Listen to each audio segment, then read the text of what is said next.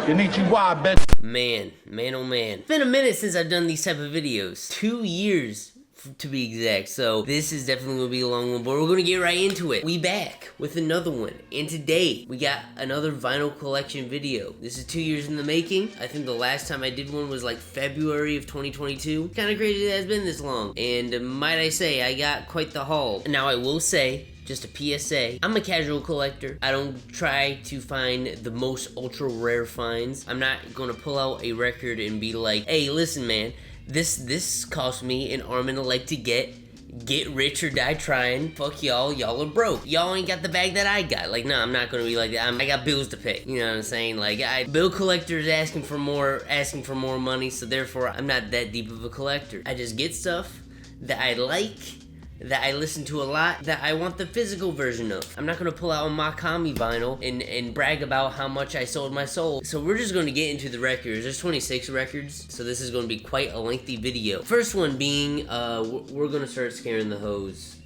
right away. Yeah, Scaring the Hoes by b.i.g Mafia and Danny Brown. This album right here, probably one of my most anticipated projects of the 2020s prior to it coming out. And did it meet expectations when it dropped? Mostly, yeah. I will say I do really enjoy this project. I think Danny Brown and b.i.g Mafia coming together, being the most left field artist, just makes sense. I think over time I've appreciated this album more for just how different it is. I think this will definitely go down as an underground classic. I feel like experimental hip-hop classic. Might I say, it probably already is. Like, if we're being honest, like the impact that this shit had, like, instantly when it dropped, everybody was, like, fucking going insane. As they should, because this album's fucking great. I think my favorite part about this album is the track run from Orange Juice Jones to God Loves You. Fucking beautiful. I'm not gonna pull out the record in the sleeve, because it's a bitch and a half to put back in.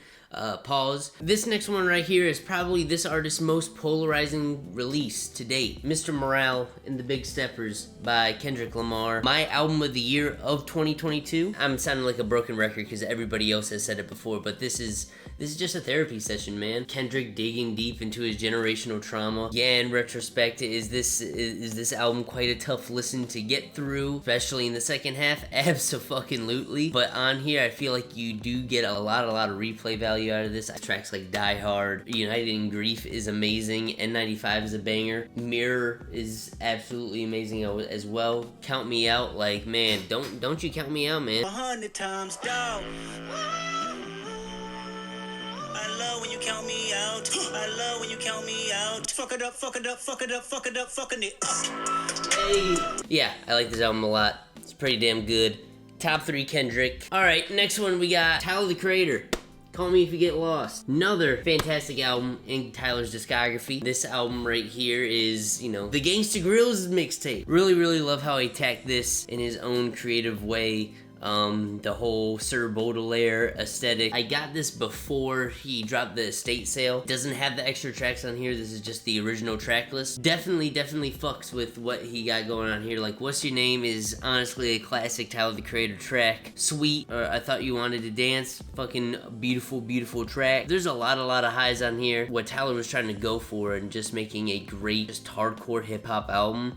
He accomplished that on here. Simultaneously sticking to what he's known for in his aesthetics. I think he mashed those pretty well and created a beautiful album. Next one, we got classic. I'm talking classic Dilla. We got Fantastic Volume 2, Slum Village. Not much to say about this project. If you have not heard this project, you're missing out, and you need to listen to this because this is essential hip-hop. You know what I'm saying? How have you never heard tracks like Climax? Is fucking beyond me. The next 6 albums right here, we're getting relatively recent with the releases. I can't even lie. Next one I got is Cheat Codes by Black Thought and Danger Mouse. This album is fucking amazing. I'm going to say this a lot with every single project, but there really isn't much to say with these albums. They're pretty self-explanatory. If you haven't heard them, you should. Elite lyricism from Black Thought. He proves yet again why he is one of the greatest rappers of all time. The features on here are kick-ass.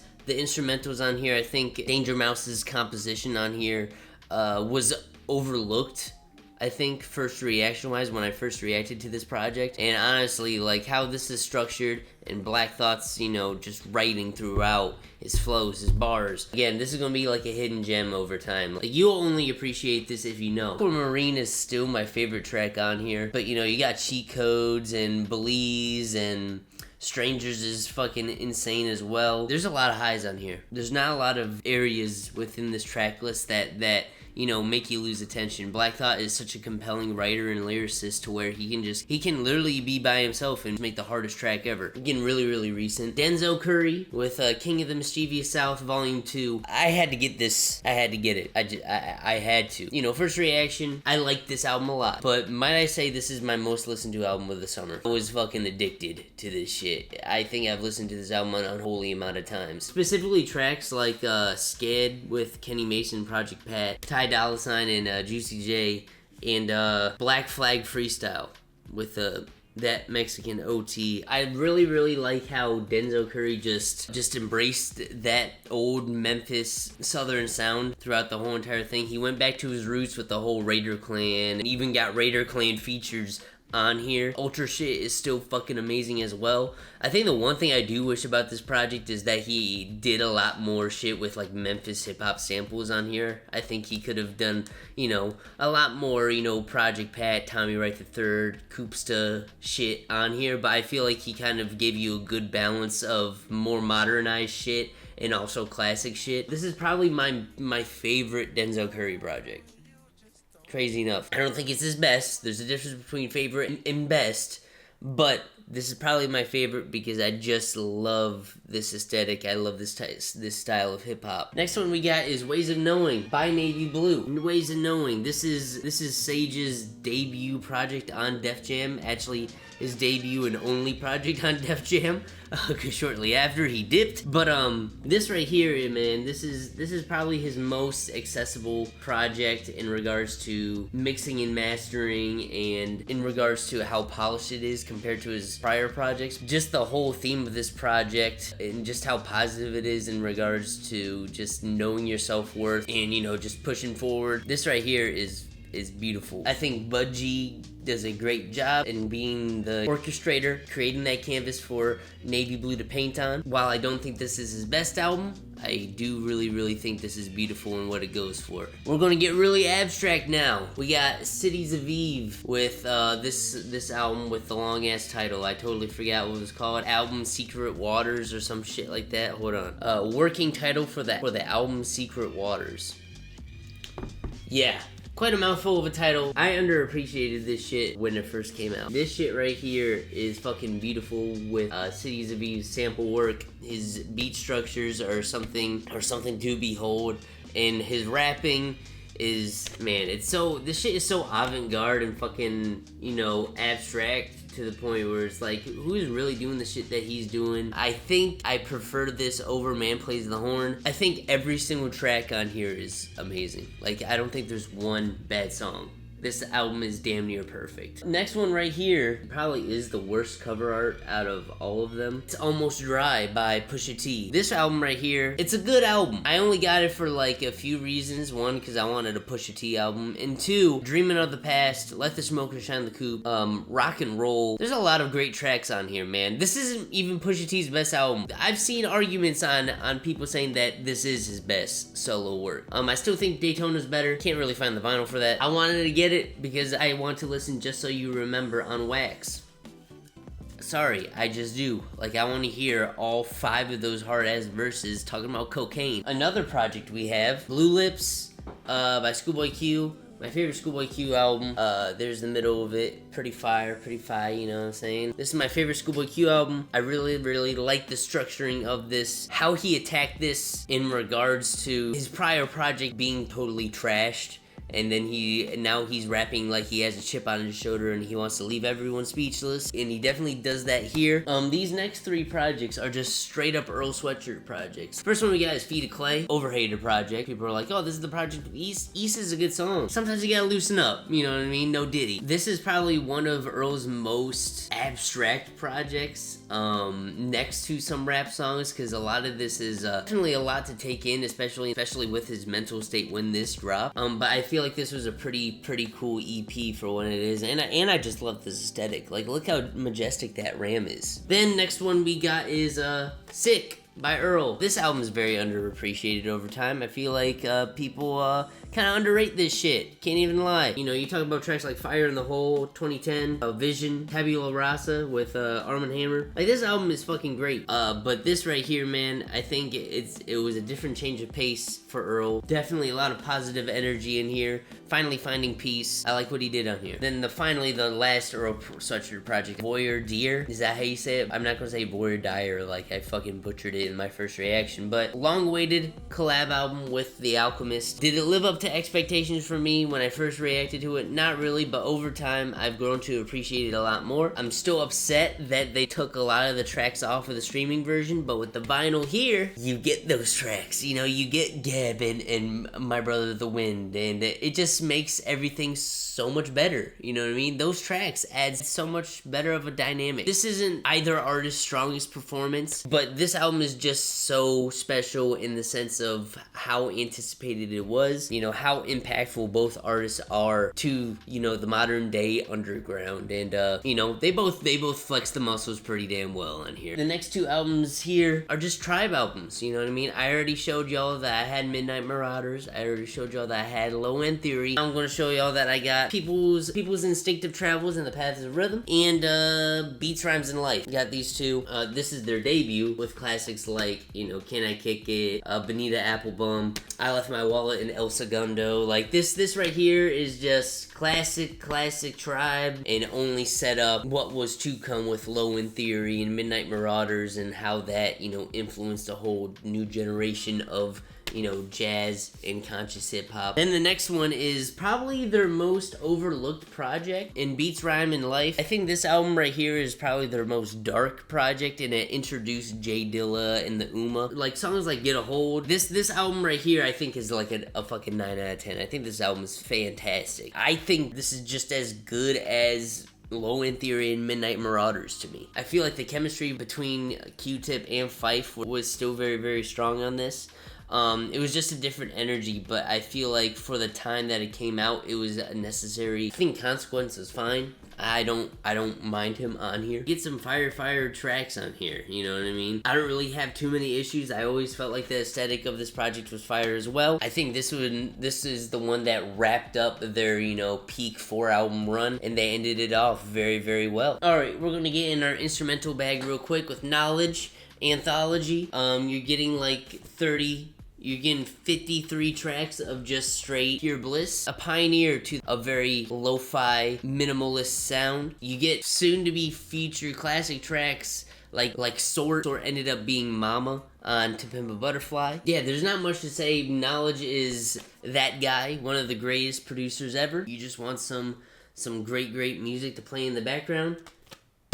Put this on. Actually, next three, we're gonna get in our Anderson .Paak bag, but it's Anderson .Paak and Knowledge with these first two. First one being Yes Lord, and the next one being Why Lord. Really like it when Anderson .Paak and Knowledge come together. I definitely like Why Lord more. Anderson .Paak's writing on here, talking about his divorce and whatnot, was very compelling. The structure of this album is absolutely amazing. You get one of the best feature verses of 2024 with Earl Sweatshirt on Walk On By. You get some GTA anthems and daydreaming. Like, there's not much to say with this. Then this right here is just the mixture of two sounds just coming together. I think Anderson .Paak's writing was a lot more juvenile on this project. This is Anderson .Paak's player phase, and this is Anderson .Paak's pain phase. So whatever one you want to go into, go ahead. You get the best of both worlds. Well, I guess with Anderson .Paak, we have his collab album with Bruno Mars. Obviously, you see this is new because the rapping is still on here. I haven't opened it. I just saw it because I'm just like, I like this album. Don't necessarily love it. I know some, you know, women in my life who really like this project. Next couple albums right here are not hip-hop, more R&B and soul. First one we're gonna start with is some classic Marvin Gaye, What's Going On. Again, bought this the same time that I bought the Silk Sonic project, so this is still all wrapped up. Have not had a chance to listen to it since I've gotten on vinyl, but I have listened to it many times on streaming, and yeah, classic off the wall.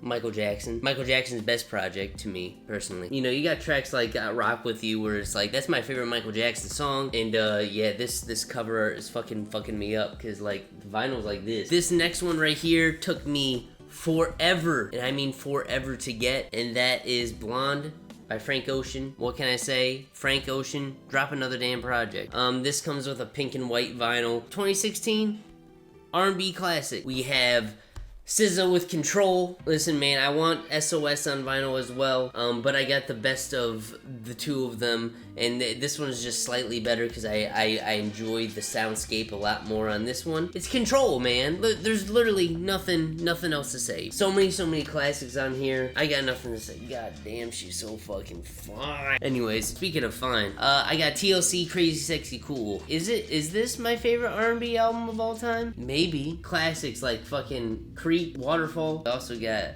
tracks like Red Light Special, you know what I mean? You got it. There's really not much to say about this project. This is just an essential classic R&B album. Rest in peace, Left Eye. And now we're back to our rap shit. Next we got is the Black Album by Jay-Z. Classic Jay-Z. He's kind of under some allegations right now. We're not going to talk about it for too long. Classic right here.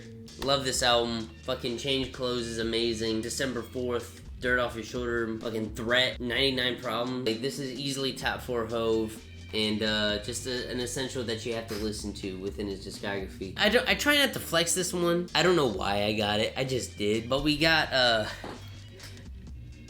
Donda, Kanye West. I don't know why I got this vinyl. It's all black. Like, there's nothing to it. 50,000 tracks on this. This is a 4 LP album. I don't know why I got it. I got a discount on it. I only got it for fucking $30. We don't really flex Ye off in Big 2024, but this is like the last great Ye album. Will he ever come back to making a decent project again? Probably not. It's here. We have it. This is the last gem to even go back to. Rollout is probably the craziest rollout I've ever witnessed. Kanye pushed the envelope here with a lot of the features. Can't really do that anymore because he's just lost his fucking mind. That's what I'm going to touch on with that, man. Let me know what you guys think. Let me know your guys' thoughts about each of these albums. Let me know what hauls that you got. That is the haul. I'll drop one in another 2 years.